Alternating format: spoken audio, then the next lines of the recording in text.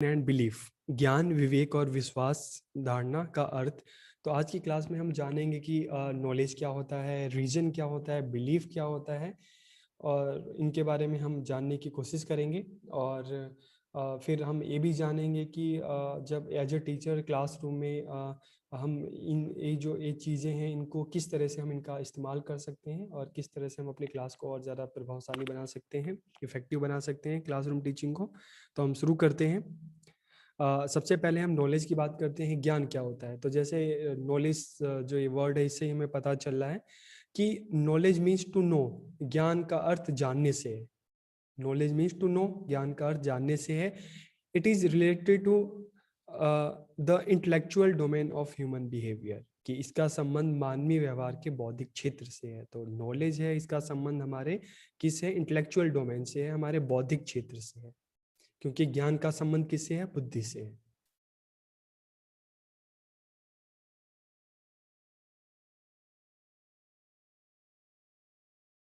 It includes all which a person know and believes to be true. इसमें वह सब शामिल है जो एक व्यक्ति जानता है और सच होने का विश्वास करता है कि हाँ, उसके बारे में उसको पता है और ये विश्वास करता है कि वो चीज़ें बिल्कुल ठीक है। कि जैसे हम लेते हैं हमारे एक नॉर्मल एक हम उदाहरण लेते हैं कि जैसे सूरज पूरब से उगता है, पश्चिम में ढलता है। तो ये सब जानते हैं और हमारा विश्वास है कि जो ये चीज़ प्रक्रिया हो रही है बिल्कुल ठीक है। तो it includes all which a person knows and believes to be true. Knowledge is justified true believe, कि ज्ञान क्या है, एक न्याय संगत सच्चा विश्वास, एक सच्चा विश्वास जो जस्टिफाइड है, जो ट्रू है। तो जैसे मैंने अभी आपको बोला कि सूरज जो है पूरब से निकलता है, पश्चिम में ढलता है, तो ये जस्टिफाइड ट्रू है। तो इसलिए knowledge is a justified true belief, ज्ञान एक न्याय संगत सच्चा विश्वास है। It is a kind of belief that is supported by facts and truth, कि यह एक तरह का विश्वास है जो तथ्यों और सच्चाइयों पर आधारित होता है। कि जो नॉलेज है एक तरह का क्या है, बिलीफ है, जो किस पर बेस्ड होता है, फैक्ट्स पर और ट्रूथ पर। कि अगर हम कहते हैं कि सूरज पूरब से निकलता है, पश्चिम में ढलता है, ठीक है, तो ये जो है, ये ऐसा नहीं कि किसी ने अपने तरफ से बोल दिया तो हमने विश्वास कर लिया। ये क्या है, एक जस्टिफाइड ट्रू है, ये फैक्ट्स पे आधारित है, ये सच्चाई पे आधारित है। तो it is a kind of belief that is supported by facts and truth. यह एक तरह का विश्वास है जो तथ्यों और सच्चाइयों पर आधारित है। नॉलेज, ठीक है। Knowledge is a human understanding of this world which can be physical, biological, social, mental and spiritual. कि ज्ञान इस दुनिया की मानवीय समझ है, इस दुनिया के बारे में हमारी जो अपनी समझ है, ये समझ हमारी भौतिक हो सकती है, इट कैन बी फिजिकल, ये बायोलॉजिकल जैविक हो सकती है, सोशल हो सकती है, सामाजिक मानसिक हो सकती है, मेंटल एंड आध्यात्मिक स्पिरिचुअल। तो नॉलेज क्या है, इस दुनिया के बारे में हमारी जो अपनी समझ है, अलग अलग क्षेत्र की जो हमारी समझ है, उसको भी हम नॉलेज कह सकते हैं। It is a justified truth. Knowledge is the understanding of something, such as facts, information, skills which are acquired through experience or education। कि ज्ञान किसी चीज की समझ है। जैसे हमने बात की कि चाहे ये फिजिकल हो सकता है, सोशल हो सकता है, भौतिक, जैविक, सामाजिक, एक किसी चीज की समझ है। जैसे तथ्य, सूचना, कौशल जो अनुभव या शिक्षा के माध्यम से हासिल होते हैं। और हमारी जो समझ है ये हमें किस तरह से प्राप्त होती है, ये हमें हमारे एक्सपीरियंस से, अनुभव से प्राप्त होती है, हमारी एजुकेशन से, हमारी शिक्षा से, ये चीजें, ये ज्ञान हमें प्राप्त होता है।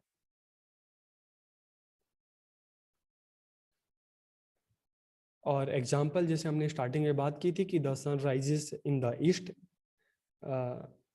is the knowledge or true belief which is supported by the facts which is arrived at through daily observation by millions of people। कि सूर्य पूर्व से उगता है, यह ज्ञान या सच्चा विश्वास है जो तथ्यों पर आधारित है, जो लाखों लोगों द्वारा दैनिक अवलोकन के माध्यम से आता है, हमें पता चला।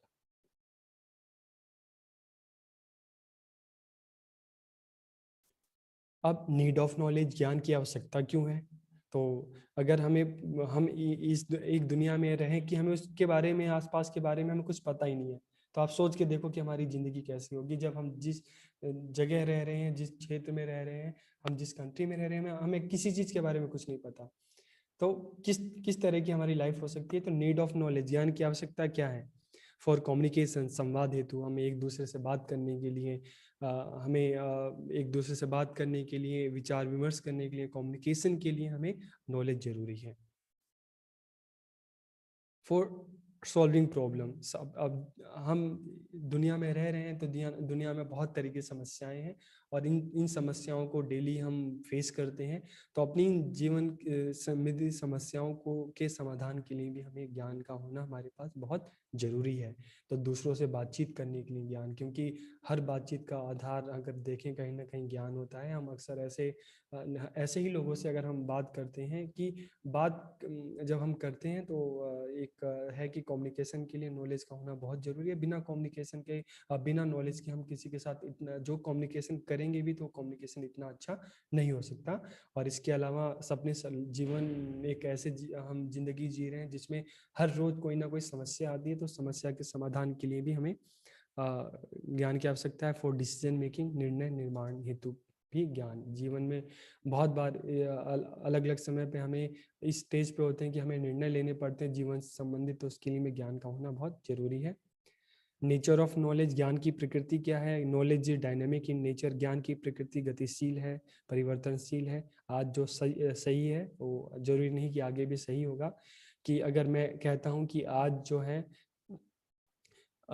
रामनाथ कोविंद हमारे राष्ट्रपति हैं तो एक ज्ञान है, बिल्कुल ठीक है, लेकिन ज्ञान की प्रकृति गतिशील है। आगे भी ये चीज सच हो 5 साल बाद, 10 साल बाद, तो ये जरूरी नहीं। तो ज्ञान की जो प्रकृति है गतिशील है, इसमें भी हमेशा समय के साथ परिवर्तन आता रहता है। तो इसलिए आपने देखा होगा कि हम देखते हैं कि अलग अलग जो कॉम्पिटेटिव एग्जाम्स की बुक भी आती हैं तो अक्सर हम अगर एक नया एडिशन लेते हैं तो उसमें कुछ ना कुछ चेंजेस मिलता है। कुछ चीज़ें वही रहती हैं लेकिन कुछ चीज़ें बदल जाती हैं।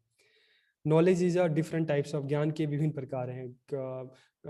काफ़ी लोग मानते हैं कि ज्ञान जो है, ज्ञान का सोर्स, नॉलेज का सोर्स बुद्धि है, हमारा माइंड है। तो बहुत लोगों का मानना है कि senses are the gateway of knowledge, की ज्ञान का जो सोर्स है वो हमारी इंद्रियां हैं। नॉलेज इज क्यूमुलेटिव, ज्ञान संचयी होता है और जनरेशन टू जनरेशन, एक जनरेशन से दूसरे जनरेशन में ट्रांसफर होता है, हस्तांतरण होता है। हमारे अपने जो पूर्वज हैं उन्होंने अपना ज्ञान हमें दिया और हम आगे आने वाली पीढ़ियों को चीज़ें बताएंगे। तो नॉलेज इज क्यूमुलेटिव, ज्ञान संचयी होता है। Knowledge is a means of attaining truth, ज्ञान सत्य को प्राप्त करने का एक साधन है। कि सत्य को प्राप्त करना है, सत्य को जानना है, तो उसके लिए ज्ञान का होना आवश्यक है। रीजन, अब हम बात करते हैं, विवेक की बात करते हैं। तो बुद्धि और विवेक, तो अगर हम विवेक की बात करते हैं, रीजन की बात करते हैं, इंटेलिजेंस की बात करते हैं, तो इसका स्तर बुद्धि से अलग होता है। भगवान ने हम बात करते हैं कि दिमाग तो सबको दिया है, हर किसी के पास दिमाग है, लेकिन वो चीज़ हमारे ऊपर होती है कि हम अपने दिमाग का किस तरह से यूज कर रहे हैं। तो हमारा जो विवेक होता है, हमारा जो रीजन होता है, वो हमारी बुद्धि को कंट्रोल करता है, हमारे दिमाग को कंट्रोल करता है, दिमाग को चलाता है। तो इसलिए आप देखोगे कि भगवान ने हर किसी को दिमाग दिया है, लेकिन ह्यूमन बीइंग पे डिपेंड करता है कि वो उसको किस तरह से यूज कर रहा है। कई बार आपने देखा होगा आपके आस पड़ोस में, आपकी क्लास में आपको किसी तरह की कोई समस्या होती है तो उसका समाधान ढूंढने के लिए आप हर किसी के पास नहीं जाते। आप उनमें से देखते हो कि हाँ किसके पास जाएं, जिसके पास काबिलियत है। तो ऐसे क्लास में, सोसाइटी में कुछ ऐसे लोग होते हैं जो समझदार, क्योंकि उनका अपनी बुद्धि पे पूरा कंट्रोल होता है, उनका विवेक बहुत अच्छा होता है। तो बुद्धि हर किसी के पास होती है, लेकिन विवेक अपनी उस बुद्धि को कंट्रोल में रखता है। तो इसलिए रीजन का क्या महत्व है? विवेक। तो the reason is the highest form of thinking that needs a well organised brain. कि जो रीजन है, विवेक है, एक हाईएस्ट फॉर्म ऑफ थिंकिंग है और इसके लिए एक well managed, well organised brain का होना बहुत जरूरी है। विवेक सोच का उत्तम रूप है जो एक सुव्यवस्थित मस्तिष्क की आवश्यकता है, जिसके लिए it is the mother of knowledge, ये ज्ञान का जननी है।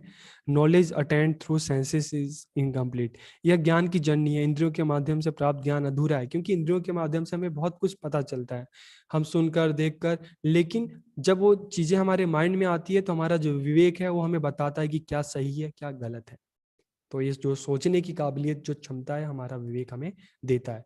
ज्ञान तो है, कई बार सुनी सुनाई बातें भी ठीक नहीं होती, देखी दिखाई बातें भी गलत हो सकती है, लेकिन हमारा विवेक है वो हमारी बुद्धि को कंट्रोल करता है। ये बताता है कि जो भी चीजें हमारे माइंड तक पहुंचती है, तो जैसे हम देखते हैं कि आप चाय पीते हैं तो चाय को कप में डालने से पहले छन्नी में छानते हैं, तब अच्छी चाय कप में आती है, साफ चाय। तो उसी तरह से जब दिमाग में बहुत सारी बातें देख कर, इंद्रियों के माध्यम से जब हमें जो ज्ञान प्राप्त होता है, उसमें भी कहीं ना कहीं कुछ कमी हो सकती है, तो हमारा जो बुद्धि है, जो हमारी जो विवेक है, हमें बताता है क्या सही है क्या नहीं। तो यह ज्ञान की जर्नी है, इंद्रियों के माध्यम से प्राप्त ज्ञान इसके बिना अधूरा है। It is the source of real knowledge, कि यह वास्तविक ज्ञान का स्रोत है। It is only accept those thing for which proof can be given, यह केवल उन्हीं चीजों को स्वीकार करता है, जैसे मैंने आपको चाय पत्ती का एग्जांपल दिया था, कि यह केवल उन्हीं चीजों को स्वीकार करता है जिनके लिए प्रमाण दिया जा सकता है, हर बात को नहीं। आपने देखा होगा कि जैसे व्हाट्सएप पे हम देखते हैं कि कोई भी र्यूमर्स किस तरह से फैलते हैं, कोई मैसेज किसी के पास आता है और इंसान बिना देखे सोचे समझे किसी दूसरे को फॉरवर्ड कर देता है। लेकिन अगर एक समझदार इंसान है जो अपने विवेक का यूज करता है, तो वो पहले इस चीज को आइडेंटिफाई करता है, देखता है कि जो भी मैसेज आया क्या वो सही है, कहीं उसमें कोई गलती तो नहीं है। तो उस चीज को आइडेंटिफाई करके ही वो आगे फॉरवर्ड करना है ना करना है, इस पे वो निर्णय लेता है। तो ये केवल उन्हीं चीजों को स्वीकार करता है जिनके लिए प्रमाण दिया जा सकता है। इट डिपेंड्स ऑन लॉजिक, यह तर्क पर निर्भर करता है। इमेज में जैसे आप देख रहे हैं कि एक बैलेंस, आप एक तराजू देख रहे हैं जो बिल्कुल बैलेंस है, तो जो हमारा विवेक है बुद्धि को कंट्रोल करता है, बैलेंस करता है। कैरेक्टरिस्टिक्स ऑफ रीजन, विवेक जो बुद्धि है इसकी विशेषताएं। The reason is a tool to understand different events, phenomena and concept, कि विवेक विभिन्न घटनाओं और अवधारणाओं को, दो बार घटनाएं हो गई, घटनाओं और अवधारणाओं को समझने का एक उपकरण है। अपने बुद्धि के विवेक के माध्यम से हम चीजों के सही हम सही चीजों को समझते हैं, हम वास्तविक चीजों को हम समझ सकते हैं। The reason is the source of knowledge, ज्ञान का स्रोत है हमारा विवेक। It is organise and purposeful, यह व्यवस्थित है और उद्देश्यपूर्ण है। Reason only accept things for which proof can be given, यह केवल उन्हीं चीजों को स्वीकार करता है जिनके लिए प्रमाण दिया जा सकता है। तो अब हम बिलीफ की बात करते हैं, धारणा विश्वास की बात करते हैं। तो अब बिलीफ क्या है? Belief is an acknowledgement that certain things are true, but it may be beyond the capacity of human being to prove their truth.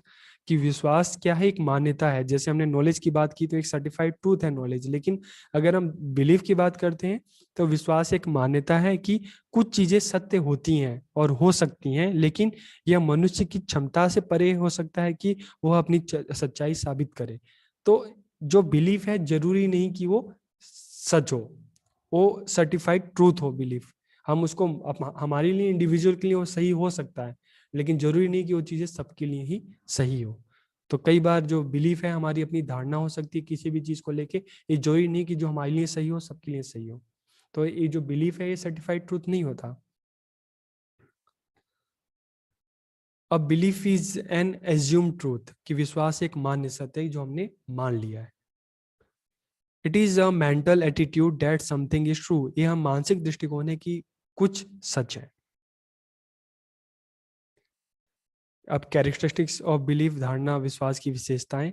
Belief is a personal and primary subjective feeling and expectation, की विश्वास व्यक्तिगत हो सकता है, व्यक्तिपरक भावना हो सकती है और अपेक्षा हो सकती है।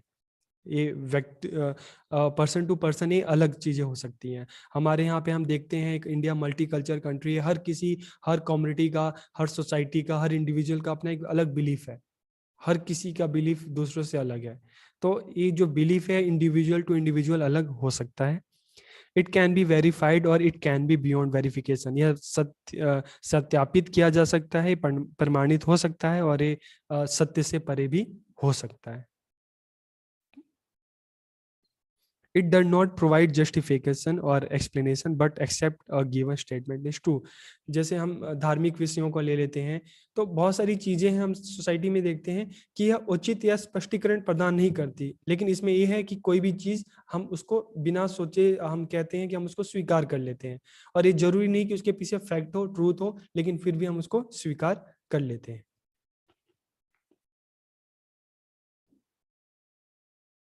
बिलीफ डजंट डिमांड प्रूफ, कि विश्वास प्रमाण की मांग नहीं करता, विश्वास है जो हम अज्यूम कर लेते हैं, हम मान लेते हैं। Belief is often led by intuitions or emotions. It is therefore quite unsystematic and no logic may be involved. कि विश्वास अक्सर अंतर्ज्ञान या भावनाओं के कारण होता है। कई बार हमारी भावनाएं होती हैं, एक दूसरे से हमारी भावनाएं जुड़ी होती हैं, वो चाहे कोई रिलीजियस अथॉरिटी हो सकता है, वो कोई इंडिविजुअल हो सकता है। तो जब हमारी भावनाएं उनसे जुड़ी होती है, तो उस भावनाओं के आधार पर ही हम बिना सोचे समझे, बिना किसी फैक्ट के हम उसको सच मानना शुरू कर देते हैं। तो ये हमारी अपनी धारणा होती है कि जिसमें फैक्ट नहीं होता, सिर्फ भावनाओं के, इंट्यूशंस, फीलिंग्स के बेस पर ही हम किसी को चीज़ों को सही मान लेते हैं। इसलिए यह काफ़ी अनिश्चित है और इसमें कोई तर्क शामिल नहीं हो सकता, क्योंकि भावनाओं में कोई तर्क नहीं होता।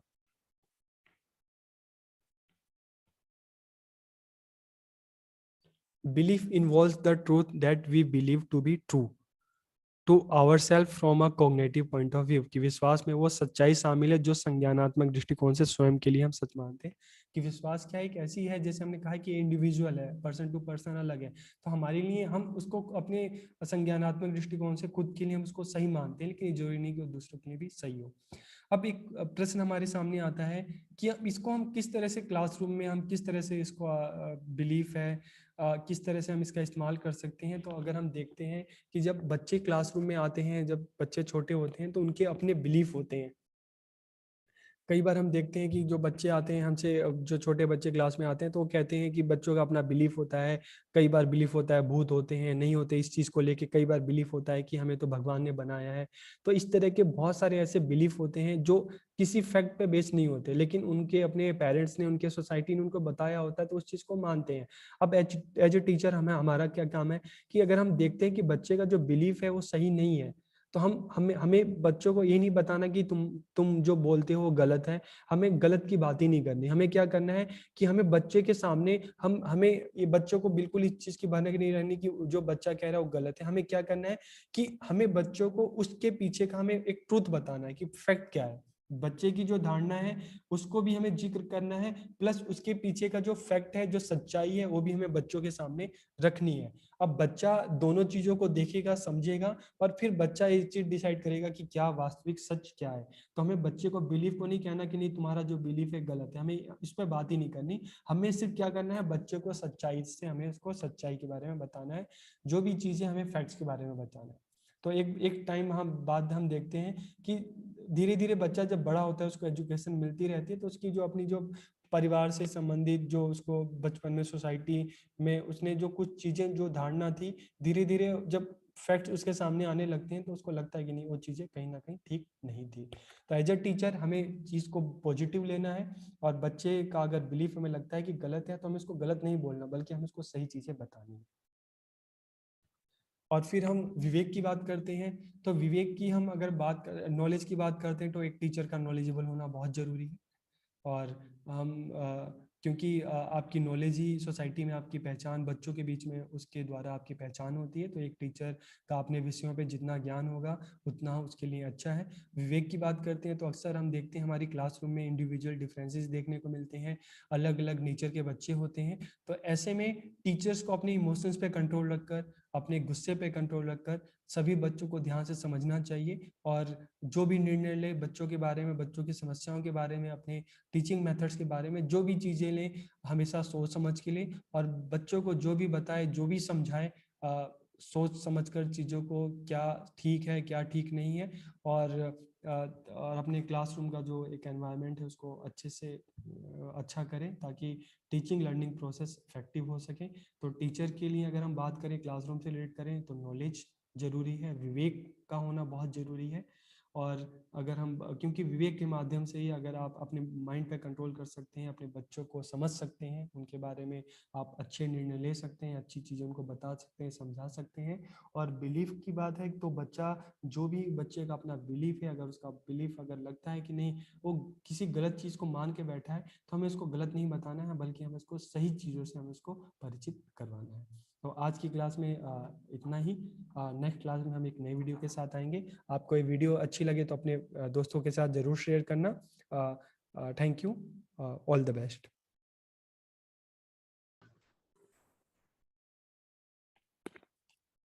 हेलो क्लास, मैं पवन मिश्रा, और आज के इस वीडियो लेक्चर में हम जो टॉपिक कवर करने वाले हैं, फिलोसफिकल फाउंडेशन ऑफ एजुकेशन में सोर्स ऑफ नॉलेज, ज्ञान के स्रोत।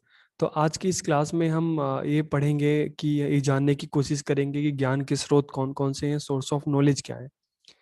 तो हम शुरू करते हैं, सोर्स ऑफ नॉलेज, ज्ञान के स्रोत। सबसे फर्स्ट हम बात करते हैं एम्पिरिकल नॉलेज, अनुभवजन्य ज्ञान, कि जो ज्ञान हमें हमारे इंद्रियों के थ्रू, सेंसेस के द्वारा हमें प्राप्त होता है, उसे हम कहते हैं एम्पिरिकल नॉलेज। रैशनल नॉलेज, तार्किक ज्ञान, जो ज्ञान हमारे बुद्धि के थ्रू, हमें मस्तिष्क के थ्रू प्राप्त होता है, उसे हम कहते हैं रैशनल नॉलेज, तार्किक ज्ञान।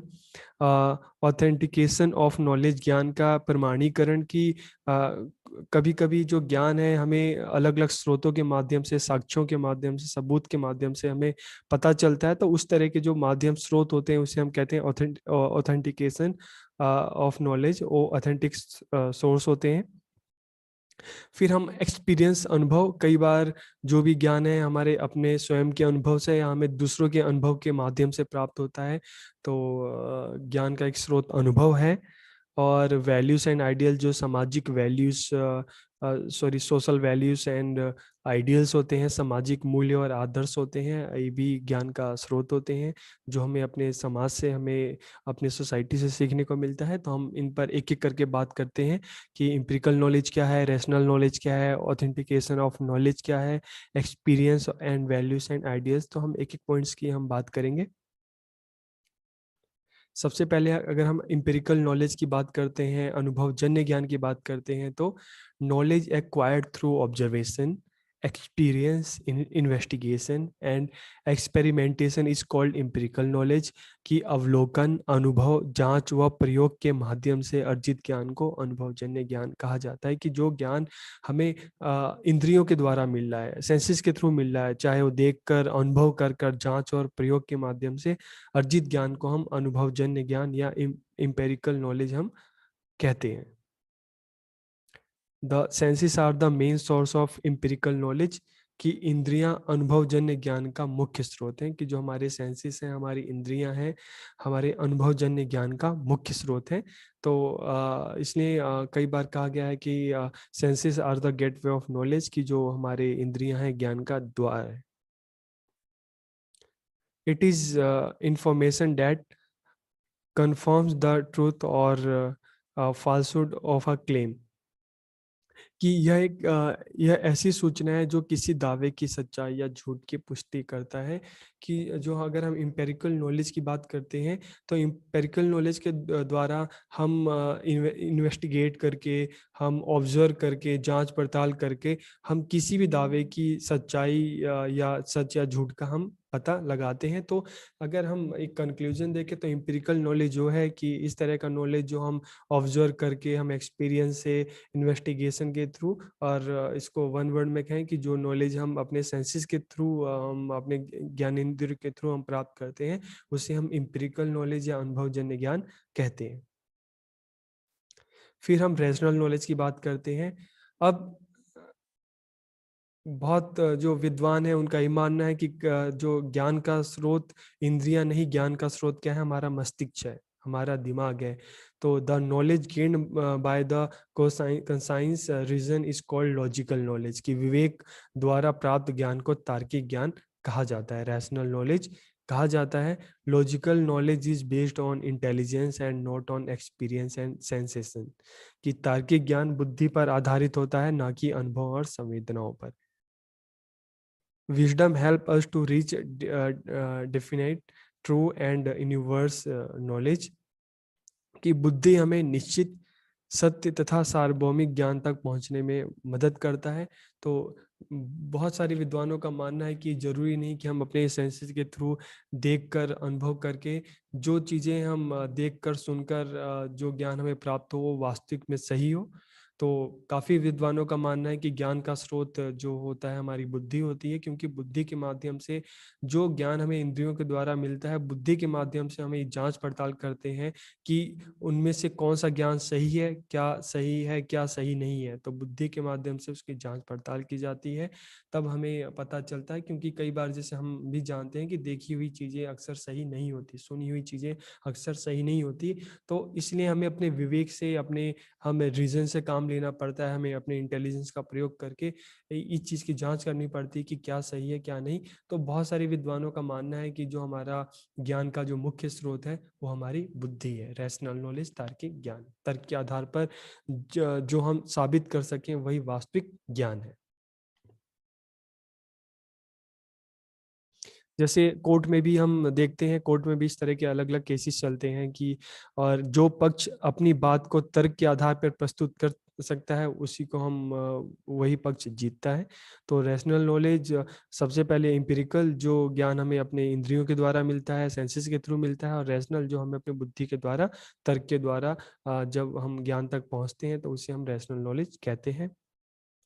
अब आता है ऑथेंटिकेशन ऑफ नॉलेज, ज्ञान का प्रमाणीकरण। तो many times we have to believe the facts given by others to get the right knowledge। कई बार सही ज्ञान के लिए हमें दूसरों द्वारा दिए गए सॉरी ये जग गए हो गए दिए गए तथ्यों पर विश्वास करना पड़ता है। Authority means any reliable book, record or expert who has the right information। कि प्राधिकरण से तात्पर्य किसी ऐसी विश्वसनीय पुस्तक, रिकॉर्ड या विशेषज्ञ से जिनके पास सही जानकारी उपलब्ध होती है। जैसे कई बार हम देखते हैं कि इन्वेस्टिगेशन होती है, किसी का हम मर्डर हो जाता है या कुछ इस तरह की घटना हो जाती है, तो अक्सर हम देखते हैं कि लोगों की पोस्टमार्टम होता है। तो पोस्टमार्टम की जो रिपोर्ट आती है तो उसे हम कह सकते हैं कि वो ऑथेंटिक रिपोर्ट होती है। तो जो रिपोर्ट आती है उस पर विश्वास कर लिया जाता है, कोर्ट में पुलिस द्वारा उस पर विश्वास कर लिया जाता है। तो इस तरह की जो नॉलेज होती है इसको हम ऑथेंटिकेशन ऑफ नॉलेज, ज्ञान का प्रमाणीकरण मिलते हैं कि जो रिपोर्ट है उसको ही हम सही मानकर हम आगे जांच पड़ताल के लिए जाया जाता है। तो इस तरह की जो रिपोर्ट होती है उसको हम ऑथेंटिक रिपोर्ट मानते हैं। तो कई बार ज्ञान का स्रोत इंद्रियां और सेंस ना होकर इस तरह की जो रिपोर्ट होती हैं वो भी ज्ञान का एक स्रोत होती हैं। उदाहरण के लिए द जज in the court accept a criminals report of psychiatrist balance prepared by a psychologist. कि उदाहरण के तौर पे अदालत में जज एक मनोवैज्ञानिक द्वारा तैयार की गई अपराधी की मानसिक संतुलन रिपोर्ट को भी स्वीकार कर लेता है, क्योंकि एक ऑथेंटिक रिपोर्ट होती है तो उसको सही माना जाता है। उसी तरह से हर साल जैसे आप सब स्कूल में थे, आपका रिपोर्ट कार्ड आता था, या कॉलेज में गए तो मार्कशीट जो आती है, तो उसको देखकर आपके पेरेंट्स इस चीज़ को मान लेते हैं कि आप पास हो गए हो, फेल हो गए हो, आप कितने परसेंटेज हैं, आपके कितने नंबर हैं। तो इस तरह की जो चीज़ें होती हैं इसको हम ऑथेंटिक रिपोर्ट हम कहते हैं, ऑथेंटिकेशन ऑफ नॉलेज, ज्ञान का प्रमाणीकरण। की वो रिपोर्ट जो होती है वो ज्ञान की प्रमाणिकता को साबित करती है। अब अगला जो है एक्सपीरियंस, अनुभव। कई बार हम दूसरों के अनुभव के माध्यम से भी दूसरों का अनुभव भी ज्ञान का एक मुख्य स्रोत होता है। कई बार हमें जब कोई रिपोर्ट, ऑथेंटिक रिपोर्ट नहीं मिलती, कई बार हमारी इंद्रियों के द्वारा, जैसे आज से 100 साल, 200 साल, 300 साल पहले क्या हुआ तो हमें नहीं पता। तो कई बार इस सिचुएशन में, या जैसे एक सामान्य सी बात है कि आपको पता है कि जैसे बारिश ज़्यादा हो जाती है तो नदियों में बाढ़ आ जाती है। तो ज़्यादा बारिश भी बाढ़ का कारण। तो ये चीज़ जो है, कुछ चीज़ें ऐसी हैं, तूफान आता है तो घर उड़ जाते हैं, समुद्र की लहरें ऊपर उठ जाती हैं। तो कई बार हम चीज़ों को खुद से अनुभव नहीं करते, खुद से नहीं देखते, तो दूसरे के अनुभव के माध्यम से भी हमें कई बार ज्ञान प्राप्त होता है। तो experience knowledge is absorb within one's experience. कई बार ज्ञान व्यक्ति के अनुभवों के भीतर समाया हुआ होता है। जैसे अक्सर हम अपने बड़े बूढ़ों से उनके अनुभवों के माध्यम से भी सीखते हैं कि क्या करना चाहिए, क्या नहीं करना चाहिए। कभी भी अनजान लोगों के हाथों से कोई खाने पीने की चीज़ नहीं लेनी चाहिए। तो इस तरह की जो चीज़ें हैं, हम अपने दूसरों के एक्सपीरियंस के माध्यम से, अनुभव के माध्यम से भी हमें सीखते हैं। तो दूसरों का अनुभव भी कई बार हमारे लिए ज्ञान का एक स्रोत होता है। Learning from personal experience and the experience of other is also an appropriate way of acquiring knowledge. कि व्यक्तिगत अनुभव तथा दूसरों के अनुभव से सीखना भी ज्ञान प्राप्ति का एक उपयुक्त तरीका है। Personal knowledge and experience of knowledge gained by others is the most ancient, familiar and original source of knowledge। कि व्यक्तिगत ज्ञान तथा दूसरों द्वारा प्राप्त ज्ञान का अनुभव ज्ञान का सबसे प्राचीन और प्रचलित और मौलिक स्रोत है। कि अक्सर हमने देखा है, कई बार हम आपस में विचार विमर्श करते हैं तो दूसरों के अनुभव के माध्यम से भी हमें काफी कुछ सीखने को मिलता है। तो दूसरों का अनुभव, जिस तरह एक कक्ष में शिक्षक भी अपने अनुभव के माध्यम से बच्चों को सिखाता है, घर में, समाज में बड़े बुजुर्ग भी अपने अनुभव के माध्यम से अपने आने वाली पीढ़ी को अपना ज्ञान प्रदान करते हैं। तो कई बार जो ज्ञान का स्रोत होता है, दूसरों के अनुभव भी होते हैं। डिफरेंट टाइप्स ऑफ एक्सपीरियंस, अलग अलग एक्सपीरियंस के थ्रू ज्ञान मिल सकता है। Physical experience, emotional experience, spiritual experience and virtual experience accept are use to acquire knowledge. कि ज्ञान प्राप्त करने के लिए विभिन्न प्रकार के अनुभव, जैसे भौतिक अनुभव, भावनात्मक अनुभव, आध्यात्मिक अनुभव तथा आभासी अनुभव इत्यादि का प्रयोग किया जाता है। तो अलग अलग लोगों के माध्यम से हमें इस अलग अलग अनुभवों के बारे में, उनके अलग अलग अनुभव के बारे में जानने को का मौका मिलता है, हम उसके जानते हैं। In ancient times, the person used to remember through his experience that which grain grows at a particular time of the year due to excess rainfall, flood, and the flow of water is not constant on the hills। कि प्राचीन समय में व्यक्ति अपने अनुभव द्वारा यह याद रखता था कि वर्ष में किस समय कौन सी फसल उगाई जाती है, वर्षा अधिक होने पर बाढ़ आ जाती है, पानी का बहाव पहाड़ों में ठीक नहीं रहता, एक जैसा नहीं रहता, लेकिन मैदानों में एक जैसा रहता है। तो बहुत सारी चीजें हम दूसरों के अनुभव के माध्यम से हमें सीखने को मिलती है। The children used to know from the experience of their elders that the food items given by the unknown people should not be accepted। कि बच्चों को अपने बड़े द्वारा ही पता चलता है कि कभी भी अनजान लोगों द्वारा दी गई हमें भोज्य सामग्री नहीं लेनी चाहिए। तो इस तरह से ज्ञान का स्रोत इंद्रियां भी हो सकती हैं, ज्ञान का एक स्रोत हमारी बुद्धि भी हो सकती है, ज्ञान का स्रोत कोई प्रमाणिक रिपोर्ट भी हो सकती है, और ज्ञान का स्रोत किसी के अनुभव, हमारे बड़े बुजुर्ग, हमारे समाज के लोगों के अनुभव भी होते हैं, जिनके माध्यम से हमें ज्ञान प्राप्त होता है। When a person is faced with a problem, he tries to seek answers from his own personal experience and acquaintances। कि जब व्यक्ति का किसी समस्या से सामना होता है तो वह अपने स्वयं के व्यक्तिगत अनुभव तथा परिचित व्यक्तियों से उत्तर मांगने का प्रयास करता है, ताकि उस समस्या का समाधान ढूंढ सके। तो अपने अनुभव और दूसरों के अनुभव के माध्यम से भी, द्वारा भी, व्यक्ति अपनी समस्याओं को हल करने का प्रयास करता है। अब हम बात करते हैं वैल्यूज एंड आइडियल्स। तो मूल्य और आदर्श, हर समाज के अपने अलग अलग मूल्य होते हैं, आदर्श होते हैं। और जिस समाज में हम पले बड़े होते हैं, पैदा होते हैं, हम बढ़ते हैं, तो अपने समाज के हम मूल्यों आदर्शों को सीखते हैं, ताकि अपने समाज में हम सही तरीके से सबके साथ मिलकर रह सकें। तो कई बार हमें जो सोर्स ऑफ नॉलेज हमारे समाज के मूल्य और आदर्श होते हैं, जैसे अगर हम भारतीय समाज की बात करें तो हम कुछ है, वसुदेव कुटुंबकम, अतिथि देवो भव। तो हम एकता में, हम शांति में विश्वास रखते हैं। तो ये हमारे सामाजिक मूल्य हैं जो हमें अपने समाज से सीखने को मिलते हैं। The preservation and transfer of society based knowledge takes place through tradition. समाज आधारित ज्ञान का संरक्षण तथा स्थानांतरण हमारी परंपराओं के द्वारा होता है। कई ज्ञान जो हमारे सामाजिक परंपराएं होते हैं, उसके द्वारा भी हमें चीज़ों के बारे में, वैल्यूज एंड आइडियल्स जो है, हमें पता चलते हैं। हमारे सामाजिक वैल्यूज क्या है, हमारे सामाजिक आदर्श क्या है। तो हमारे सामाजिक वैल्यूज और जो आदर्श हैं, वो भी हमारे ज्ञान का एक स्रोत है। Values, ideals and social skills are followed by tradition within the society. मूल्य, आदर्श तथा सामाजिक कौशल समाज के भीतर परंपराओं द्वारा अनुगमन करते हैं। कि ये जो मूल्य, आदर्श और सामाजिक कौशल हमारे समाज की जो परंपराएं हैं, इनके द्वारा समाज में जनरेशन टू जनरेशन या एक व्यक्ति से दूसरे व्यक्ति के बीच में अनुगमन करते रहते हैं। Different tradition provide us with knowledge of values and ideals, कि विभिन्न परंपराएं हमें मूल्यों तथा आदर्शों का ज्ञान देती हैं। हम अलग अलग समाज में जाते हैं, अलग अलग परंपराओं में जाते हैं, तो हर समाज की, हर संस्कृति के अपने मूल्य आदर्श होते हैं, जो उस समाज में रहने वाला व्यक्ति जब पैदा होता है, बड़ा होता है, तो अपने समाज से वो चीज़ें सीखता है। Values originated through life, environment, self, society, culture and ideals, की मूल्यों का उद्भव जीवन, वातावरण, स्वयं के द्वारा, समाज, संस्कृति तथा आदर्शों के द्वारा होता है। Values provide us with knowledge of behaviours that are desirable and followed in our daily lifes, कि मूल्य हमें उन व्यवहारों का ज्ञान प्रदान करते हैं जो वांछनीय है तथा जिनका हमारे दैनिक जीवन में पालन किया जाता है। कि मूल्यों से, ये जिनका है थोड़ा सा स्पेलिंग हो गया है तो आप देखना, कि मूल्यों से हमें अपने दैनिक जीवन को, हमें अपने सामाजिक जीवन को, व्यक्तिगत जीवन को हम किस तरह से अच्छा बना सकते हैं, आसान बना सकते हैं, किस तरह से दूसरों के साथ मिलकर रह सकते हैं। तो इसकी जो जानकारी है, ये ज्ञान हमें अपने सामाजिक जो मूल्य हैं, आदर्श है, उससे पता चलता है। तो और अपने समाज में रहकर हम ये चीज़ें सीखते हैं कि हम कैसे दूसरों के साथ मिलकर रह सकते हैं, कैसे हम शांतिपूर्ण जीवन व्यतीत कर सकते हैं। तो हमारे सामाजिक मूल्य और आदर्श हमें इस तरह का ज्ञान प्रदान करते हैं। By values, a person is directed to act or behave in such a way that he can get happiness, satisfaction, mental peace, etc. कि मूल्यों के द्वारा व्यक्ति को कार्य करने या व्यवहार करने के लिए इस प्रकार निर्देशित किया जाता है जिससे उसे हर्ष, संतुष्टि, मानसिक शांति इत्यादि प्राप्त हो सके।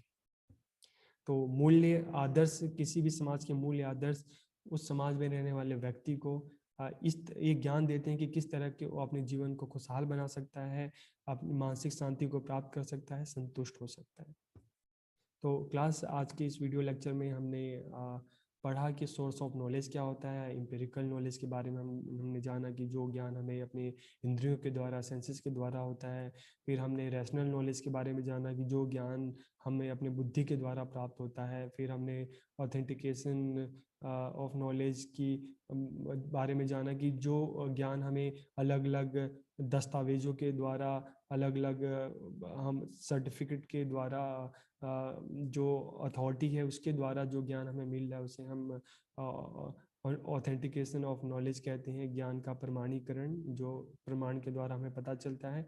प्लस हम दूसरों का अनुभवी ज्ञान का एक मुख्य स्रोत है, और समाज के जो वैल्यूज हैं, आदर्श हैं, आइडियल्स एंड जो वैल्यूज हैं वो भी ज्ञान का मुख्य स्रोत है। तो ये ज्ञान के अलग अलग स्रोत हैं।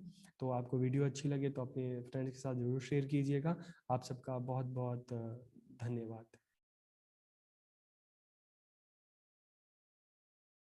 आज का हमारा जो टॉपिक है, वैलिडेशन ऑफ नॉलेज, ज्ञान का सत्यापन या मान्यकरण।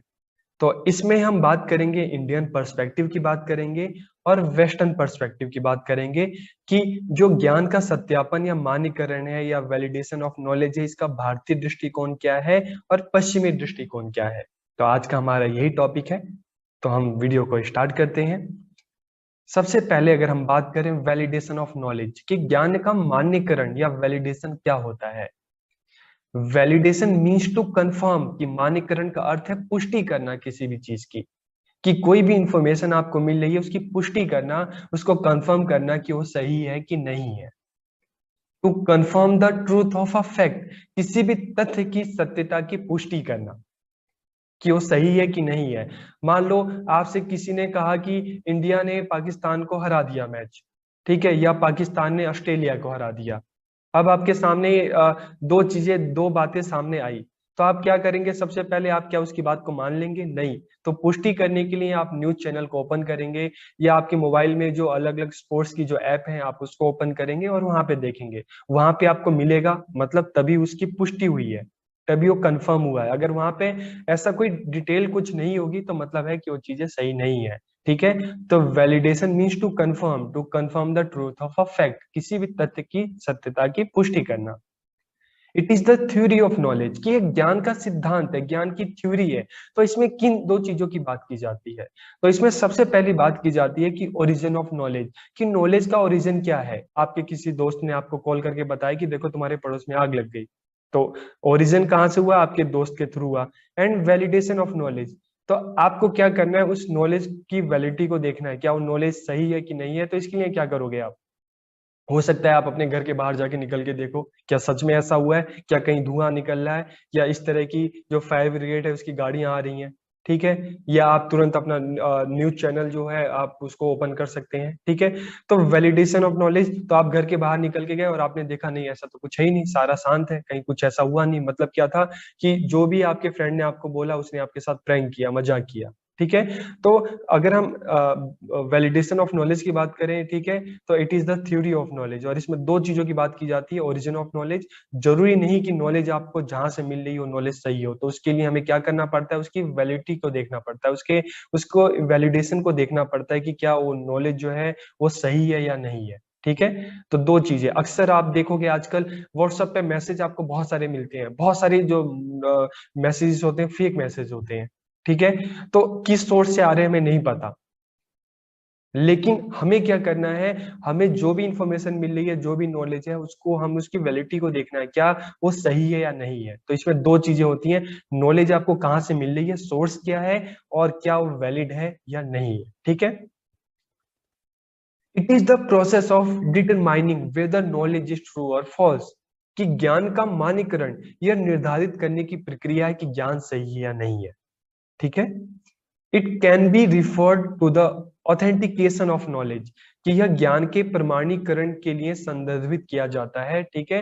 तो वैलिडेशन ऑफ नॉलेज हम इसको क्या समझ रहे हैं कि इसके द्वारा हम इस चीज को जानते हैं, देखते हैं कि जो भी नॉलेज, जो भी इंफॉर्मेशन हमारे तक पहुंच रही है, क्या वो सही है कि नहीं है, तो उसकी वैलिडिटी को देखना है, ठीक है। तो सबसे पहले अगर हम बात करते हैं इंडियन पर्सपेक्टिव की, Indian perspective of validation of knowledge, कि ज्ञान के सत्यापन या मान्यकरण का भारतीय दृष्टिकोण क्या है। तो इसमें हम सबसे पहले बात करेंगे प्रमाण, जिसको आप प्रूफ भी कह सकते हैं, ठीक है।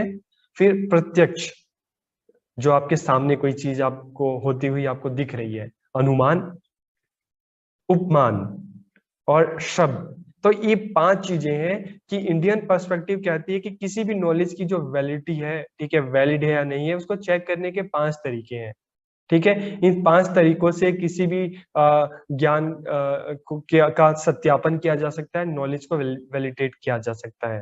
तो हम एक एक करके जानते हैं। सबसे पहले अगर हम बात करते हैं, प्रमाण की बात करते हैं, ठीक है। The mean of acquiring knowledge is called प्रमाण, कि ज्ञान प्राप्ति के साधन को प्रमाण कहा जाता है, ठीक है।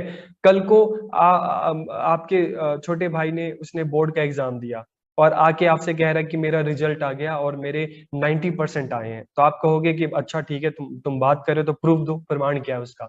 तो वो क्या करेगा, वो अपना जो मार्कशीट है वो लाकर आपको दिखाएगा, दिखाएगा तभी आप मानोगे, नहीं दिखाएगा तो जरूरी नहीं कि आप इसकी बात का विश्वास करो।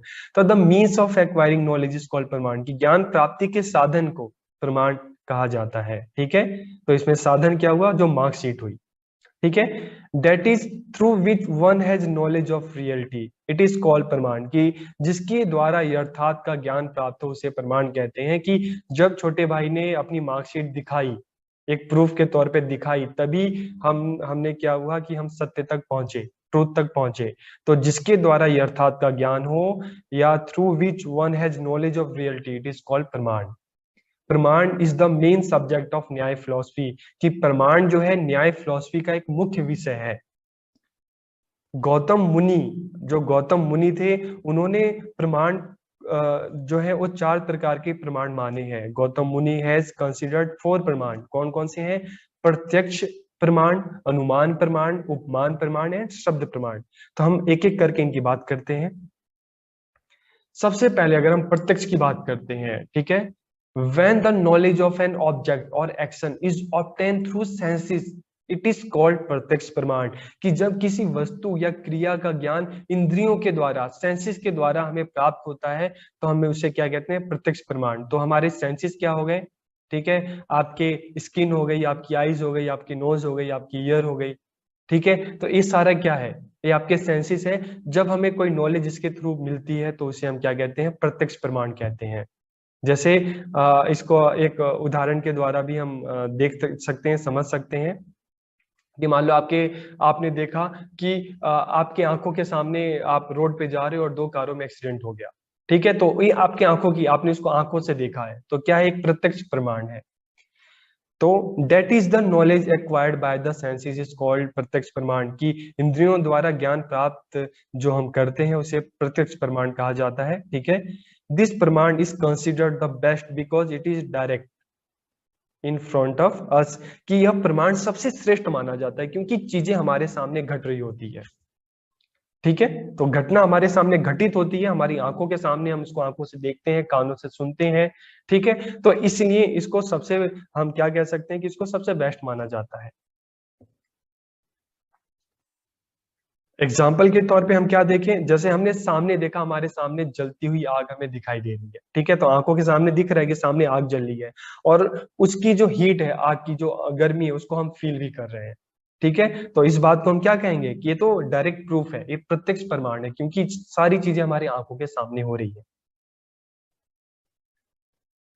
In this incident, there is a direct connection between fire and the senses.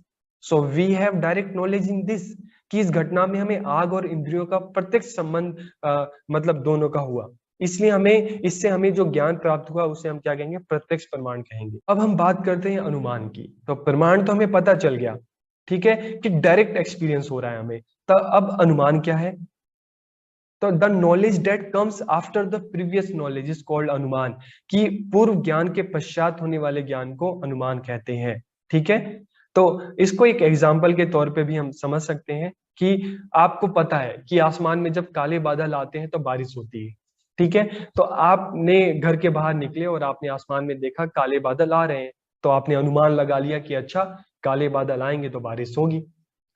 ठीक है, आप कहीं किसी हिल स्टेशन में घूमने गए हैं, जंगल में घूमने गए हैं, वहां पे आपने कहीं देखा कि कहीं दूर एक धुआं उठ रहा है।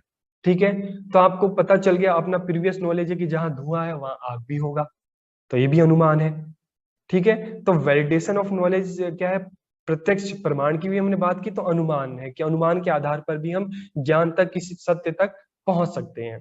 ठीक है, अब जैसे एक और इसको एग्जांपल हम ले लेते हैं कि आप मैथ्स का क्वेश्चन करने बैठे। ठीक है, तो अक्सर क्या है, मैथ्स में हम जैसे फादर की जो एज है अपने सन की एज से कितनी ज्यादा है, तो उसमें भी हम क्या करते हैं, अब अनुमान बेस पर हमने फादर की एज जो है, सबसे पहले सन की एक्स मान ली, तो फादर की एक्स प्लस 10 मान ली, तो अनुमान हमने लगाया, और फिर उसके बाद अनुमान के आधार पर हम ज्ञान तक पहुंचते हैं। For example, seeing the black cloud it is the expected to rain, कि काले बादल को देखकर वर्षा होने का अनुमान। तो ये क्या हो गया, वैलिडेशन ऑफ नॉलेज थ्रू अनुमान। This type of knowledge is based on prior experience, किस प्रकार का ज्ञान पूर्व अनुभव पे आधारित होता है। In this the non subject is guessed on the basis of the non subject, कि इसमें ज्ञात विषय के आधार पर अज्ञात विषय का अनुमान लगाया जा सकता है। जिससे हमें पता है कि बादल, काले बादल आसमान में है तो बारिश होनी है, तो सबसे पहले काले बादल जो है वो ज्ञात विषय है, और उसके बाद अज्ञात क्या है कि अगर है तो बारिश होगी। When knowledge cannot be obtained from direct source, then अनुमान should be used, कि जब प्रत्यक्ष स्रोतों से ज्ञान प्राप्त ना हो तो अनुमान का प्रयोग किया जाना चाहिए। अब हम बात करते हैं उपमान की, कि उपमान क्या होता है। प्रत्यक्ष और अनुमान तो हमें पता चल गया, अब हम उपमान की बात करते हैं। द लिटरल मीनिंग ऑफ उपमान is knowledge acquired on the basis of uniformity, कि उपमान का शाब्दिक अर्थ है एक रूपता के आधार पर ज्ञान प्राप्त करना। तो ये क्या होता है, इसको हम समझेंगे अभी।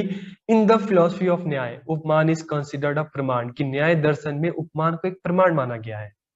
उपमान is the proof by which we get knowledge of an unknown thing on the basis of a known thing, कि उपमान वह प्रमाण है जिसके द्वारा हम एक ज्ञात वस्तु के आधार पर एक अज्ञात वस्तु का ज्ञान प्राप्त करते हैं। तो इसको एक एग्जाम्पल के थ्रू भी हम समझ लेते हैं।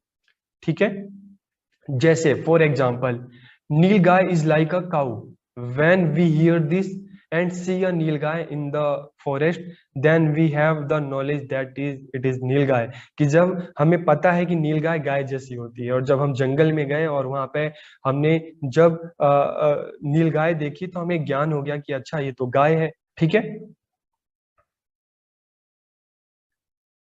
अब अगर आप शब्द की बात करते हैं, तो कई बार आपने, अक्सर हमने सुना होगा, कोई आपसे कहता है कि वेदों में कहा गया था कि ये ऐसा होना चाहिए। श्री कृष्ण जी ने गीता में कहा है कि अपने कर्म किए जाओ और फल की चिंता मत करो। तो शब्द क्या हुए, शब्द को किस तरह से हम पहचाने, ठीक है।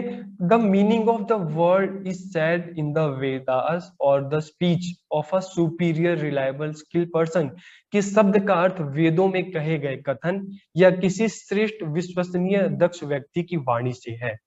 अक्सर हम कहते हैं ना, गांधी जी ने ये कहा था, सुभाष चंद्र बोस जी ने ये कहा था, टैगोर जी ने ये कहा था, भगवान बुद्ध ने ये कहा था, या वेदों में लिखा है, गीता में लिखा है, उपनिषद में लिखा है, इस बुक में लिखा है।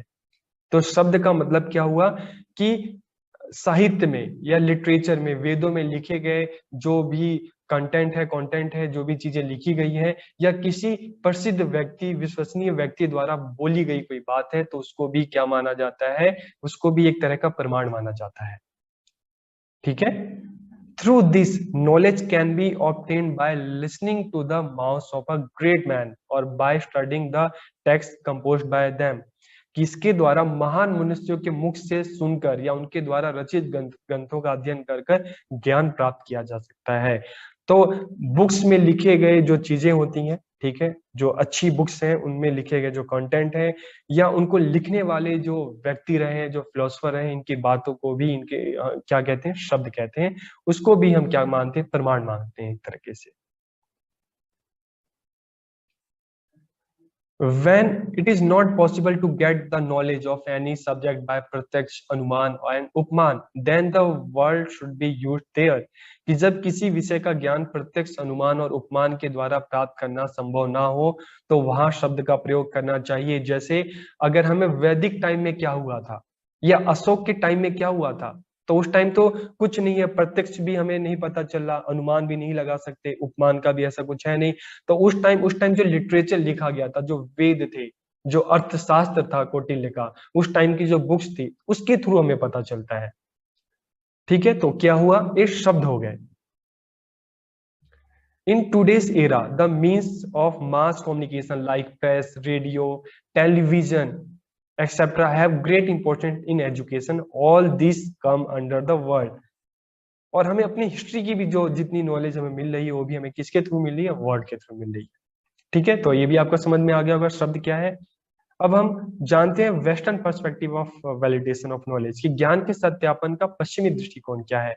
तो सबसे पहले हम बात करते हैं परसेप्शन। तो देखिए, हर किसी का अपना अनुभव होता है। हम जिस सोसाइटी में रहते हैं, बचपन से लेकर बड़े होने तक हमारा अपना अनुभव होता है। तो परसेप्शन का मतलब क्या होता है, कि जो ज्ञान हमें अपने अनुभव से प्राप्त होता है। हर कोई आपको अपना एक्सपीरियंस शेयर करता है, कि हमें ये करना चाहिए, ये नहीं करना चाहिए, आपको क्या करना चाहिए, क्या नहीं करना चाहिए, क्या चीजें सही है, क्या चीजें नहीं है। तो परसेप्शन हर किसी का अपना अलग अलग हो सकता है, लेकिन हम नहीं कह सकते कि किसका सही है, किसका गलत है। तो नॉलेज जो हमें मिलती है, अपने एक्सपीरियंस से भी मिलती है, परसेप्शन से भी मिलती है, अनुभूति से भी मिलती है, ठीक है। तो पहला तो क्या हो गया वेस्टर्न, अगर हम कंटेक्स्ट में देखें तो परसेप्शन, कि जो भी नॉलेज हमें अपने एक्सपीरियंस से मिल रही है, ठीक है। हम कहते हैं ना कि एक्सपीरियंस हमारा सबसे बड़ा टीचर है। तो जो भी नॉलेज हमें अपने एक्सपीरियंस से मिल रही है। इन्फेरेंस, अनुमान, तो अभी हमने अनुमान की बात की, ठीक है। इंडियन पर्सपेक्टिव में भी हमने अनुमान की बात की, कि जहां धुआं है वहां आग होगी, काले बादल हैं तो बारिश भी होगी। तो इन्फेरेंस, अनुमान, ये भी आपको समझ में आ गया। कंपैरिजन, आजकल आप देखो, आप यूट्यूब पे अलग अलग चैनल्स देखेंगे, ठीक है, आप हमेशा कंपैरिजन होता है। एजुकेशन में भी देखेंगे, दो फिलोसफर के बीच में कंपैरिजन होता है, दो प्रोडक्ट के बीच में कंपैरिजन होता है। तो कंपैरिजन क्यों किया जाता है, ताकि हम एक ट्रूथ तक पहुंच सकें कि कौन ज्यादा अच्छा है, कौन ज्यादा बेटर है। तो कई बार हम नॉलेज तक, एक वैलिड नॉलेज तक पहुंचने के लिए हमें कंपैरिजन भी करना पड़ता है, कि अच्छा ये दो चीजें हैं तो दोनों में बेस्ट कौन सी है, ठीक है। तो कंपैरिजन भी एक तरीका है वैलिडेशन ऑफ नॉलेज का। और टेस्टिंग, आजकल आप देखो, कोविड बहुत फैला, फिर कोविड की जो आप कह सकते हैं कि वैक्सीनेशन, इसका ट्रायल होने लगा, तो सारा ट्रायल कहाँ हुआ, लैब में हुआ। अलग अलग ग्रुप्स थे, अलग अलग साइंटिस्ट थे, सबने क्या किया कि इसका सबसे पहले एनिमल्स पे टेस्ट किया, फिर ह्यूमन पे टेस्ट किया। तो टेस्टिंग, जहाँ पे लैब में टेस्ट करके, ठीक है, अलग अलग आप देखोगे इक्विपमेंट है, टूल्स हैं, उनके थ्रू टेस्ट करके जब हम किसी एक निष्कर्ष तक पहुंचते हैं, कंक्लूजन तक पहुंचते हैं, तो टेस्टिंग भी वैलिडेशन ऑफ नॉलेज का एक तरीका है। और ये भी क्या है, वेस्टर्न पर्सपेक्टिव, ठीक है। तो परसेप्शन, जहां पे हमें अपने एक्सपीरियंस के बेस पे नॉलेज हो रहा है, अनुमान, इन्फेरेंस, अनुमान के आधार पर, कंपैरिजन, कंपेयर करके हम ट्रूथ तक पहुंचते हैं, और टेस्टिंग, टेस्ट के थ्रू। ठीक है। तो ये वेस्टर्न पर्सपेक्टिव है। तो आपको वीडियो कैसा लगा, आप कमेंट करके जरूर बताइए, अपना फीडबैक दीजिएगा। आप सबका बहुत बहुत धन्यवाद।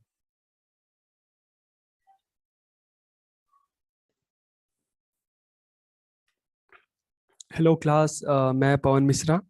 और आज के इस वीडियो लेक्चर में हम एक नए टॉपिक के साथ आए हैं। और आज जो हम जिस टॉपिक पे हम बात करेंगे, relationship between school education knowledge and subjects, कि विद्यालय शिक्षा ज्ञान और विषय के बीच में संबंध।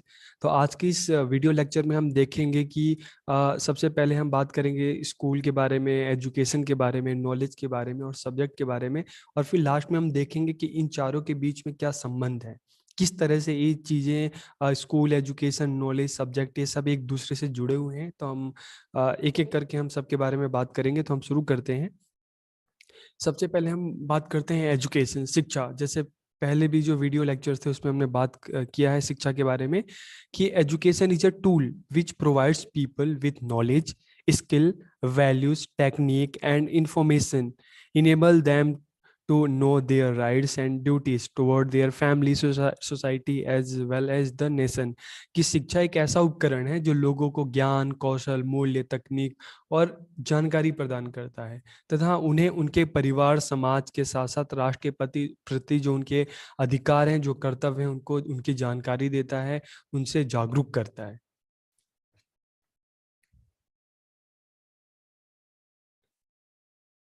It gives us knowledge about the world around us, कि it gives us knowledge of the world around us, कि हमारे आसपास की जो दुनिया है उसके बारे में हमें बताता है। हमें एजुकेशन के द्वारा, शिक्षा के द्वारा अपनी दुनिया को अच्छे से समझने में हमें मदद मिलती है। It gives a positive outlook to see the world, की दुनिया को देखने के लिए शिक्षा जो है हमें एक सकारात्मक दृष्टिकोण हमें देती है, जिससे हम दुनिया को एक पॉजिटिव माइंड से हम देख सकते हैं। और शिक्षा हमें हर कल्चर, हर धर्म के लोगों को, हर अलग अलग नस्ल के लोगों को, अलग अलग जो देश के लोगों को, सभी लोगों के लिए हमारे मन में एक रिस्पेक्ट, एक सम्मान की भावना पैदा करती है शिक्षा। It is the most important element in the evaluation of the nation, कि यह राष्ट्र के विकास का सबसे महत्वपूर्ण तत्व है। कि शिक्षा किसी भी राष्ट्र के विकास की कुंजी है। जो देश, जिस देश के लोग जितने ज़्यादा पढ़े लिखे होते हैं, उन देश विकास पथ पर उतना आगे बढ़ता है। और इसके विपरीत जिस देश के लोग हम देखते हैं कम पढ़े लिखे होते हैं, तो वो देश उतना ही पीछे रह जाता है। तो शिक्षा किसी भी राष्ट्र के विकास की कुंजी है।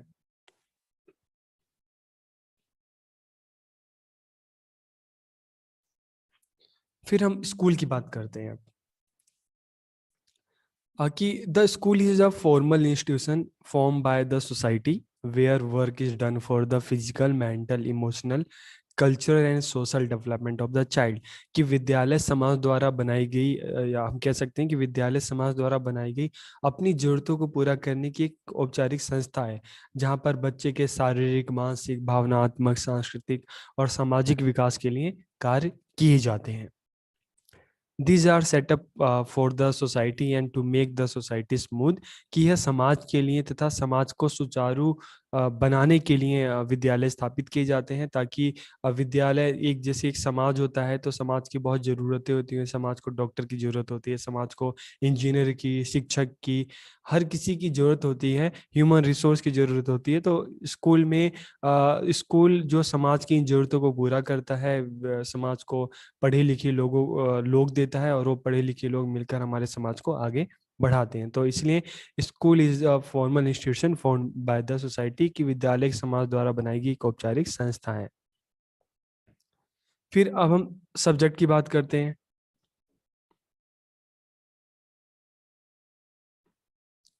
कि in school children learn a number of subjects such as mathematics, science, language, history, religion, music, art, dancing, health।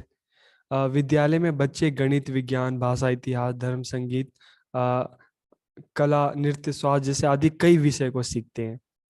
Subject can be defined as a body of knowledge that is being provided to its learner, कि विषय को ज्ञान के एक निकाय के रूप में परिभाषित किया जा सकता है कि जो इसके शिक्षार्थी को प्रदान किया जा रहा है। तो subject can be defined as a body of knowledge that is being provided to its learner, कि विषय को एक ज्ञान के निकाय के रूप में परिभाषित किया जा सकता है जो इसके शिक्षार्थी, जो विद्यार्थी पढ़ते हैं, उसको जो दिया जा रहा है। तो इसमें अलग अलग विषय, जैसे हम बात करते हैं कि एक विद्यालय की बात करते हैं तो उसमें अलग अलग जो विषय पढ़ाए जाते हैं और अलग अलग विषय के माध्यम से विद्यार्थियों को अलग अलग क्षेत्रों की जानकारी प्रदान की जाती है।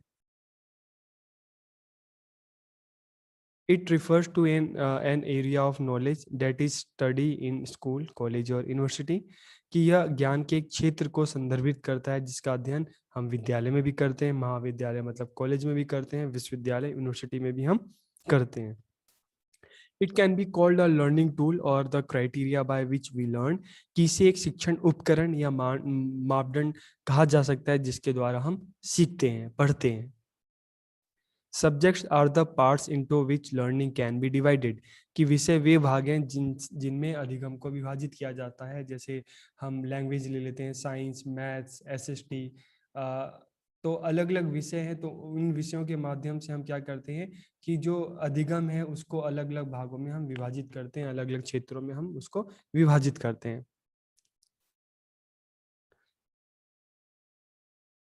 It need to be formulated according to the interest, attitudes and developmental stages of the student, कि इसे विद्यार्थियों की रुचि, अगर सब्जेक्ट विषय की बात करें तो इसे विद्यार्थियों की रुचि, दृष्टिकोण और विकास के चरणों के अनुसार तैयार किया जाना चाहिए। कि जो भी सब्जेक्ट बच्चों के लिए तैयार किया जा रहा है, बच्चों के उनके स्टेजेस को, उनके एज को ध्यान में रखकर, उनके इंटरेस्ट को ध्यान में रखकर ही विषय तैयार किए जाने चाहिए और अलग अलग कक्षाओं में बच्चों के स्टेजेस को ध्यान में रखकर ही उसका डिफिकल्टी लेवल तय किया जाना चाहिए। Subjects are constructed for the primary purpose of maintaining and enhancing economic and social productivity by equipping future citizens with the requisite knowledge, skills and capital, कि अपेक्षित ज्ञान, कौशल और पूंजी के साथ भविष्य के लिए नागरिकों को तैयार करने और आर्थिक और सामाजिक उत्पादकता को बनाए रखने और बढ़ाने के प्राथमिक उद्देश्य के लिए विषयों का निर्माण किया जाता है। तो विषयों का निर्माण किस लिए किया जा रहा है कि एक भविष्य के नागरिक को तैयार करने के लिए और सामाजिक आर्थिक जो उत्पादकता है, जो प्रोडक्टिविटी है, उसको बनाए रखने के लिए, समाज को आगे बढ़ाने के लिए अलग अलग विषयों को बच्चों को पढ़ाया जाता है। ह्यूमन को ह्यूमन रिसोर्स बनाया जाता है ताकि वो स्कूल से निकलकर अपने समाज में जाकर अपनी सेवाएं दे सके और अपने देश की बेहतरी के लिए, उसके विकास के लिए काम कर सके। नॉलेज की अगर हम बात करते हैं तो नॉलेज मीन्स टू नो, ज्ञान का अर्थ जानने से, किसी भी चीज़ के बारे में जानना। It is related to the intellectual domain of human behaviour, कि इसका संबंध मानवीय व्यवहार के बौद्धिक क्षेत्र से है। It is a kind of belief that is supported by facts and the truth, कि यह एक तरह का विश्वास है जो तथ्यों और सच्चाइयों पर आधारित होता है। तो ज्ञान एक तरह का विश्वास है जो किस पे आधारित होता है? तथ्य पे, सच्चाई पे, facts and truth. Knowledge is the human understanding of this world, which can be physical, biological, social, mental and spiritual, कि ज्ञान इस दुनिया की मानवीय समझ है जो भौतिक, जैविक, सामाजिक, मानसिक और आध्यात्मिक हो सकता है। Knowledge is the understanding of something such as facts, information, skill which are required through experience और education, कि ज्ञान किसी चीज की समझ है जैसे तथ्य, सूचना, कौशल जो अनुभव या शिक्षा के माध्यम से हासिल किए जाते हैं। उसके बाद अब हम देखते हैं कि relationship between school, education, knowledge and subject, की विद्यालय, शिक्षा, ज्ञान और विषय के बीच में आखिर संबंध है क्या। तो हम एक एक करके हम इसका पता लगाने की कोशिश करते हैं कि education is an important means of human development, कि शिक्षा मानव के विकास का एक महत्वपूर्ण साधन है। It occurs in two ways, formal education and informal education, की यह दो प्रकार से होती है, औपचारिक शिक्षा और अनौपचारिक शिक्षा। तो हम एक एक पॉइंट पे आ रहे हैं कि सबसे पहले अगर हम शिक्षा की बात करते हैं तो शिक्षा मानव के विकास का साधन है, दो प्रकार की हो सकती है, औपचारिक और अनौपचारिक। अगर हम अनौपचारिक इनफॉर्मल एजुकेशन की बात करें, तो जो एजुकेशन हमारे घर में घर परिवार में, आस पड़ोस में, समाज में जो हमें दी जाती है, जो इन अलग अलग संस्थानों से हमें प्राप्त होती है, तो उसे हम कहते हैं इनफॉर्मल एजुकेशन। और जो शिक्षा हमें स्कूल, कॉलेज, विश्वविद्यालय से हमें मिलती है, उसको हम कहते हैं फॉर्मल एजुकेशन। तो the primary centre of children's education are school. तो हम देखते हैं, क्योंकि स्कूल को बच्चों का प्राइमरी सेंटर इसलिए कहते हैं एजुकेशन का, क्योंकि स्कूल एक ऐसी संस्था है जो बच्चों का बेस तैयार करता है। क्योंकि बच्चों का जो प्रारंभिक शिक्षा स्कूल में होता है, तो स्कूल एक ऐसी संस्था है जो बच्चों का बेस प्रदान करता है, उनको देश दुनिया की विषयों की समझ प्रदान करता है। तो बच्चों की शिक्षा का प्रारंभिक केंद्र क्या है? विद्यालय होते हैं। तो शिक्षा और विद्यालय के बीच संबंध है कि शिक्षा दो तरह की होती है, एक औपचारिक, अनौपचारिक, फॉर्मल, इनफॉर्मल। तो जो फॉर्मल एजुकेशन है वो बच्चों को स्कूल में दी जा रही है।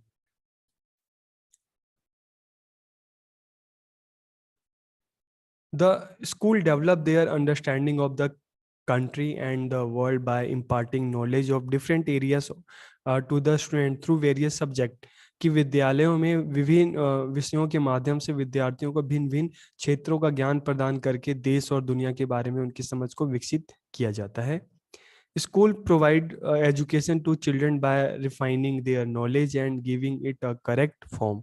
विद्यालयों द्वारा बच्चों को शिक्षा प्रदान करके उनके ज्ञान को प्रस्फुटित कर उसको एक सही रूप दिया जाता है। Subject in the school are made aware of their rights and duties through various student in the school are made aware of their rights and duties through various subject।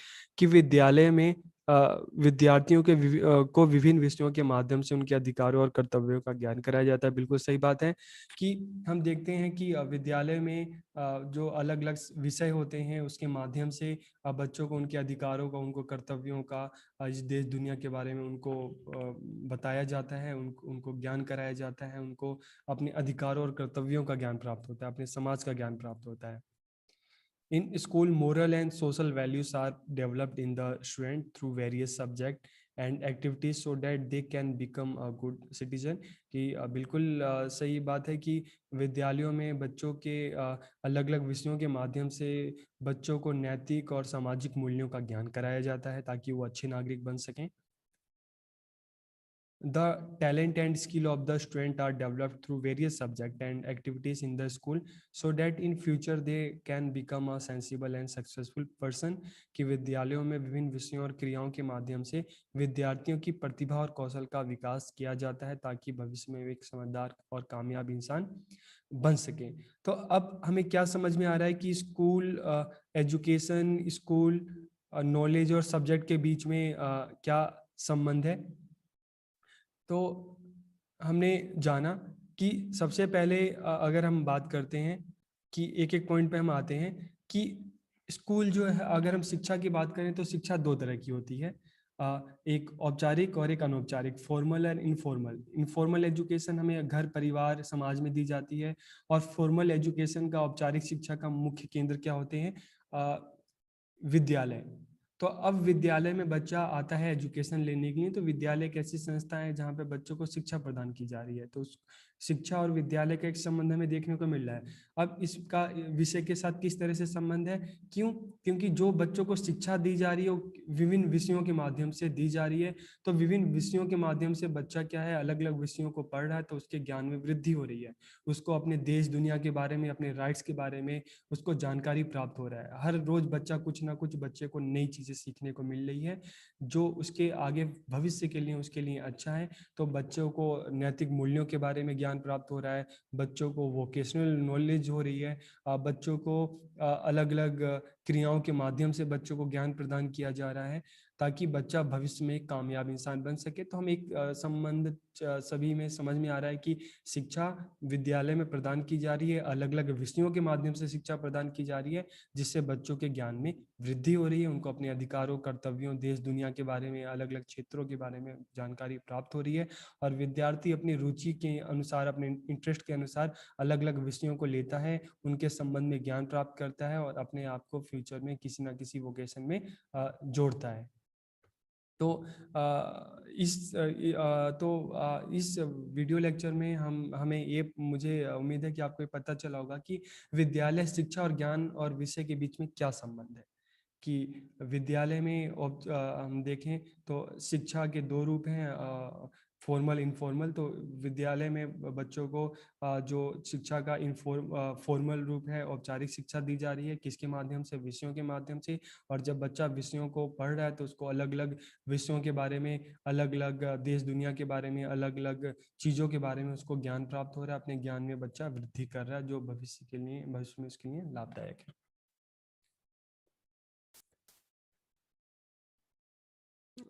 तो हम जैसे कि औपचारिक शिक्षा का केंद्र हमने पढ़ लिया है कि विद्यालय, महाविद्यालय और विश्वविद्यालय होते हैं। बच्चों की प्रारंभिक शिक्षा जो होती है विद्यालयों में होती है।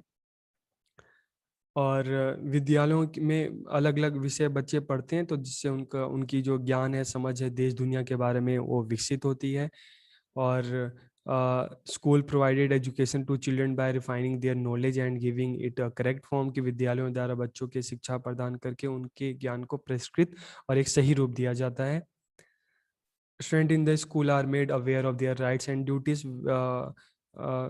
Through various subject. की विद्यालयों में विद्यार्थियों को विभिन्न विषयों के माध्यम से उनके अधिकारों और कर्तव्यों का ज्ञान कराया जाता है। और अलग अलग विषयों के माध्यम से बच्चों को नैतिक तथा सामाजिक मूल्यों का ज्ञान कराया जाता है, ताकि वो भविष्य में एक अच्छा इंसान बन सके। और इस तरह से विद्यालयों में विभिन्न विषयों और क्रियाओं के माध्यम से विद्यार्थियों की प्रतिभा और कौशल का विकास किया जाता है, ताकि भविष्य में एक समझदार और कामयाब इंसान बन सके। तो आज के इस वीडियो लेक्चर में हमने जाना कि शिक्षा, स्कूल, विषय और ज्ञान की, एजुकेशन, स्कूल, सब्जेक्ट और नॉलेज, इनमें आपस में क्या रिलेशनशिप है। तो आप सबका बहुत बहुत धन्यवाद। वीडियो अच्छा लगे तो अपने फ्रेंड्स के साथ ज़रूर शेयर करें। Thank you.